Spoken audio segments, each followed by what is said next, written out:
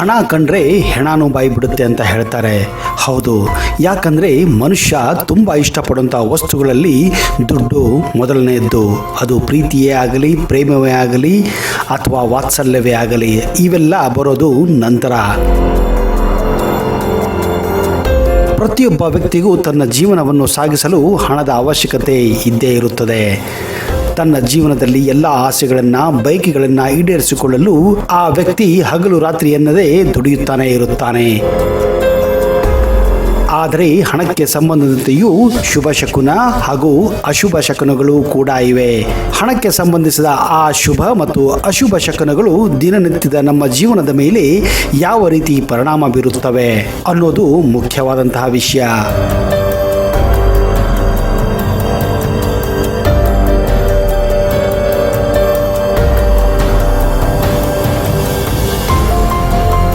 ಎಲ್ಲರಿಗೂ ಅಚ್ಚುಮೆಚ್ಚಿನಂತಹ ಈ ವಸ್ತು ಒಂದು ವೇಳೆ ರಸ್ತೆಯಲ್ಲಿ ಸಿಕ್ಕರೆ ಅದನ್ನು ತೆಗೆದುಕೊಳ್ಳಬಹುದಾ ಅಥವಾ ಅದನ್ನು ಅಲ್ಲೇ ಬಿಡಬೇಕಾ? ಒಂದು ವೇಳೆ ತೆಗೆದುಕೊಂಡರೆ ಅದನ್ನು ಏನು ಮಾಡಬೇಕು? ಮನೆಯಲ್ಲಿ ಇಟ್ಟುಕೋಬೇಕಾ ಅಥವಾ ಇನ್ನೇನಾದರೂ ಮಾಡಬೇಕಾ ಎನ್ನುವ ಯೋಚನೆಗಳು ಸಾವಿರಾರು ಜನಕ್ಕೆ ಇದ್ದೇ ಇರುತ್ತದೆ.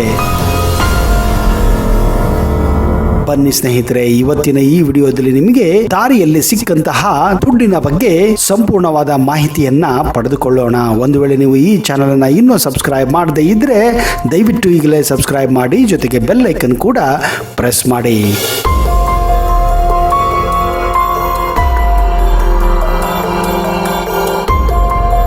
ನಮಸ್ಕಾರ ಸ್ನೇಹಿತರೆ, ಫೋಕಸ್ ಕನ್ನಡ ಯೂಟ್ಯೂಬ್ ಚಾನೆಲ್ಗೆ ಸ್ವಾಗತ, ಸುಸ್ವಾಗತ.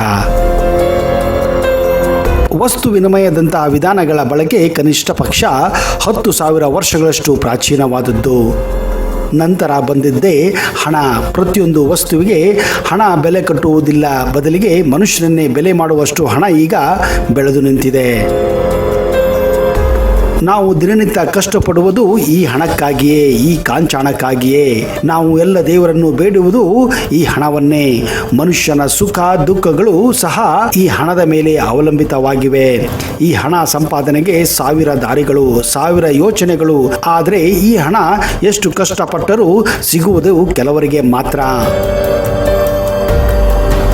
ಹಣವನ್ನು ಧರ್ಮದಲ್ಲಿ ಲಕ್ಷ್ಮೀ ತಾಯಿಗೆ ಹೋಲಿಕೆ ಮಾಡುತ್ತಾರೆ. ಆ ಲಕ್ಷ್ಮಿಯೇ ಬಹಳ ಚಂಚಲೆ, ಎಲ್ಲರಿಗೂ ಅಷ್ಟು ಸುಲಭವಾಗಿ ಒಲಿಯುವುದಿಲ್ಲ. ಅವಳನ್ನು ಒಲಿಸಲು ಸಾವಿರಾರು ಪೂಜೆಗಳು, ಸಾವಿರಾರು ಪ್ರಯತ್ನಗಳು ದಿನನಿತ್ಯ ನಮ್ಮ ಸುತ್ತಮುತ್ತ ನಡೆಯುತ್ತಾನೆ ಇರುತ್ತವೆ. ಇನ್ನು ಅಚಾನಕ್ಕಾಗಿ ಈ ಹಣ ದಾರಿಯಲ್ಲಿ ಸಿಕ್ಕರೆ, ಅಂದರೆ ಲಕ್ಷ್ಮಿ ನಮಗೆ ಸಿಕ್ಕರೆ ನಾವು ಏನು ಮಾಡಬೇಕು? ನೀವು ಈ ರೀತಿಯಾದ ಹಣವನ್ನು ಪಡೆದಾಗ ಆ ಸಮಯದಲ್ಲಿ ನೀವು ತಾಳ್ಮೆಯಿಂದ ಕೆಲಸ ಮಾಡಬೇಕಾಗುತ್ತದೆ. ಏಕೆಂದರೆ ದೇವರು ನಿಮಗೆ ಹಠಾತ್ತಾಗಿ ಹಣವನ್ನು ಸಹ ನೀಡುತ್ತಾನೆ. ಇದರಿಂದ ಅವನು ನಿಮ್ಮ ಪರೀಕ್ಷೆಯನ್ನು ಕೂಡ ಮಾಡುತ್ತಿರುತ್ತಾನೆ.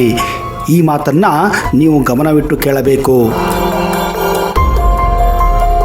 ಒಂದು ಪಕ್ಷ ನಿಮಗೆ ದಾರಿಯಲ್ಲಿ ಹಣ ದೊರೆತರೆ ಅದರ ಅರ್ಥ ಒಬ್ಬ ವ್ಯಕ್ತಿಯು ಆ ಹಣವನ್ನು ಕಳೆದುಕೊಂಡಿದ್ದಾನೆ ಎಂದು ಅರ್ಥ.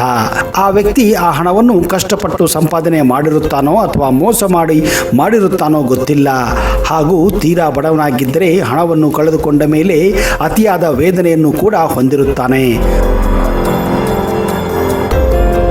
ಅಂಥ ಹಣವನ್ನು ನಾವು ನಮ್ಮ ಸ್ವಂತಕ್ಕೆ ಅಥವಾ ನಮ್ಮ ಸ್ವಾರ್ಥಕ್ಕೆ ಬಳಸಿದರೆ ಆತನ ದಾರಿದ್ರ್ಯ ನಿಮ್ಮ ಬೆನ್ನಿಗೂ ಬರುವ ಸಾಧ್ಯತೆಗಳೇ ಹೆಚ್ಚು. ಆದ್ದರಿಂದ ಯಾವುದೇ ಕಾರಣಕ್ಕೂ ನಿಮಗೆ ದಾರಿಯಲ್ಲಿ ಸಿಕ್ಕ ಹಣವನ್ನು ನಿಮ್ಮ ಸ್ವಂತ ಉಪಯೋಗಕ್ಕೆ ಮಾತ್ರ ಬಳಸಬೇಡಿ. ಹಾಗಾದರೆ ಸಿಕ್ಕ ಹಣವನ್ನು ಏನು ಮಾಡಬೇಕೆನ್ನುವ ಪ್ರಶ್ನೆ ಪ್ರತಿಯೊಬ್ಬರಿಗೂ ಕಾಡುತ್ತಾನೆ ಇರುತ್ತದೆ. ಅಕಸ್ಮಾತ್ ಆಗಿ ನಿಮಗೇನಾದರೂ ದಾರಿಯಲ್ಲಿ ಹಣವೇನಾದರೂ ಸಿಕ್ಕರೆ ಅಲ್ಲೇ ಬಿಟ್ಟು ಬರುವ ಬದಲು ಆ ಹಣವನ್ನು ಹಸಿದವರಿಗೆ ಅಥವಾ ದೇವಸ್ಥಾನದ ಹುಂಡಿಗೆ ಅಥವಾ ಬಡವರಿಗೆ ಹಂಚಿಬಿಡಿ. ಹೀಗೆ ಮಾಡುವುದರಿಂದ ನಿಮ್ಮ ಆ ಹಣದ ಜವಾಬ್ದಾರಿಯನ್ನು ಅಲ್ಲಿಗೆ ಕಳೆದುಕೊಳ್ಳುತ್ತೀರಾ. ಹಾಗೂ ಯಾವುದೇ ಕೆಟ್ಟ ಪರಿಣಾಮಗಳು ಕೂಡ ನಿಮ್ಮ ಬೆನ್ನಿಗೆ ಬರಲು ಸಾಧ್ಯವೇ ಇರುವುದಿಲ್ಲ.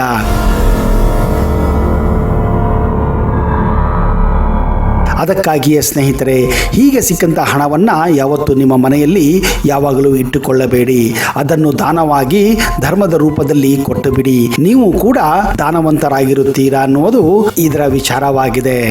ಈ ಟೆಕ್ನಾಲಜಿ ಯುಗದಲ್ಲಿ ಎಷ್ಟೋ ಜನ ತಮ್ಮ ಗಲೀಜು ಬಟ್ಟೆಗಳನ್ನ ಕೈಯಿಂದಲೇ ತೊಳೆಯುತ್ತಾರೆ. ಕಾರಣ ಅವರಿಗೆ ದುಬಾರಿಯಾದಂತಹ ವಾಷಿಂಗ್ ಮಷೀನ್ ಅನ್ನ ಕೊಂಡ್ಕೊಳ್ಳಕ್ಕೆ ಸಾಧ್ಯ ಇಲ್ಲ ಅಥವಾ ಮನೆಯಲ್ಲಿ ಇಡಕ್ಕೆ ಜಾಗ ಇಲ್ಲ. ಆದ್ರೆ ನಿಮ್ಗೆ ಗೊತ್ತಾ, ನಿಮ್ಮ ಮನೆಯಲ್ಲಿರುವ ಒಂದು ಮಾಮೂಲಿ ಬಕೆಟ್ ಅನ್ನೇ ವಾಷಿಂಗ್ ಮಷೀನ್ ಆಗಿ ಪರಿವರ್ತನೆ ಮಾಡಬಹುದು ಅಂತ. ಇದು ಲೇಟೆಸ್ಟ್ ವಾಷಿಂಗ್ ಮಷೀನ್ ಹಾಗೆ ಬಟ್ಟೆಗಳನ್ನ ಶುಭ್ರವಾಗಿ ತೊಳೆಯುತ್ತದೆ, ಜೊತೆಗೆ ಅತ್ಯಂತ ಕಡಿಮೆ ಎಲೆಕ್ಟ್ರಿಸಿಟಿ ಬಳಸುತ್ತದೆ. ಈ ಮಿನಿ ಪೋರ್ಟೇಬಲ್ ವಾಷಿಂಗ್ ಮಷೀನ್ ಅನ್ನ ಎಲ್ಲಿ ಬೇಕಾದ್ರೂ ಹೇಗೆ ಬೇಕಾದ್ರೂ ತೆಗೆದುಕೊಂಡು ಹೋಗಬಹುದು, ಬಳಸಬಹುದು. ಇದರಲ್ಲಿರುವ ಪವರ್ಫುಲ್ ಮೋಟಾರ್ ಭಾರಿ ಲೋಡ್ ಇರುವ ಬಟ್ಟೆಗಳನ್ನು ಕೂಡ ಆರಾಮವಾಗಿ ಕ್ಲೀನ್ ಮಾಡುತ್ತದೆ.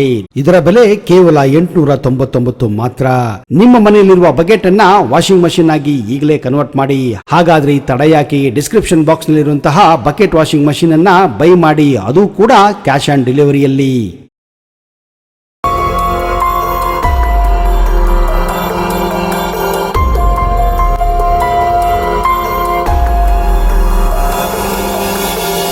ಇಂಥ ಹಲವಾರು ವಿಡಿಯೋಗಳನ್ನು ಮುಂದಿನ ಸಂಚಿಕೆಯಲ್ಲಿ ಕೊಡಲು ಪ್ರಯತ್ನ ಮಾಡ್ತೀವಿ. ಅಲ್ಲಿಯವರೆಗೆ ಜೈ ಹಿಂದ್, ಜೈ ಕರ್ನಾಟಕ ಅಂಡ್ ಟೇಕ್ ಕೇರ್.